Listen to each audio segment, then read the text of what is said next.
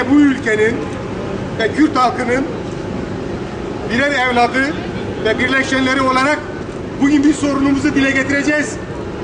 Fakat dünyada eşi benzeri görülmeyen bir sorundur bu. Nerede sorarsanız sorun. Tarihin hangi aşamasını irdelerseniz irdeleyin. Dilini yasaklamasına hiçbir zaman rastlayamazsınız.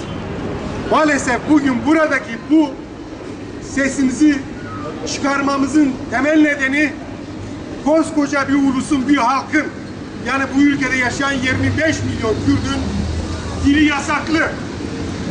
Bugün okullar açıldı. Ama Kürtlerin çocuklarının ana dili yasak.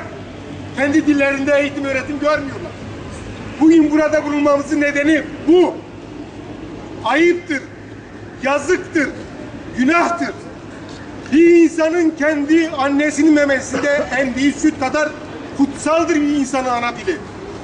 Ama Türkiye Cumhuriyeti Devleti 90 yıldır bu ulusun çocuklarına bu yasağı getirmiş. Hala da sürdürüyor. Mevcut anayasada bu hak gasp edilmiştir.